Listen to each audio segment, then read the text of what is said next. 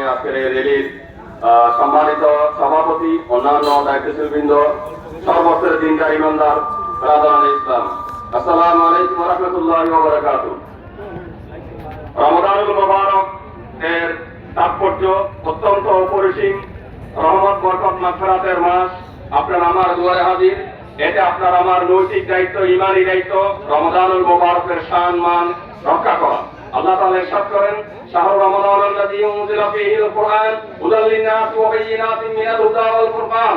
রমাদানুল মুবারকে আল্লাহ জাল্লা জালালুহু ওশী গ্রন্থ, মহাগ্রন্থ কালামে মাজিদ নাযিল করেছেন মানব জাতির হেদায়েতের জন্য।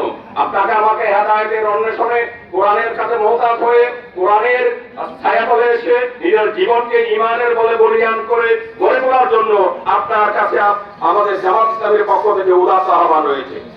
আল্লাহ জাল্লা জালালুহু আরো ইরশাদ করেন, সত্য এবং মিথ্যাকে পার্থক্য করার জন্য আপনার জীবনে, আমার জীবনের প্রতিটা রন্ধ্রে রন্ধ্রে, জীবনের প্রতিটা ক্ষেত্রে কোরআন অবশ্যই বাধ্যতামূলক প্রয়োজন। অধিকাংশ মানুষ আমরা কোরআন জানি না, আমাদেরকে কোরআন জানতে হবে। বাংলাদেশ জামাত ইসলামীর পক্ষ থেকে সকলের কাছে বিনয়ের সহিত অনুরোধ করব, পৃথিবীর অনেক কিছু অজানা বিষয় আমরা জানার চেষ্টা করি, কোরআন জানার চেষ্টা করি না। বন্ধুগণ, সবিনয় অনুরোধ করছি, কোরআন জানার চেষ্টা করুন এবং আপনার দ্বারা, আপনার জবান দ্বারা, আপনার হাত দ্বারা, আপনার ব্যবসা বাণিজ্য ইত্যাদি সবকিছু দ্বারা অপর মুসলমান ভাই নয়, শুধু অন্যান্য ধর্মাবলম্বী ভাইরাও যেন কষ্ট না পায়, এই জন্য জামাত ইসলামীর পক্ষ থেকে উদাত্ত আহ্বান রয়েছে। দিনের বেলা হোটেল রেস্তোরাঁ বন্ধ রাখতে হবে।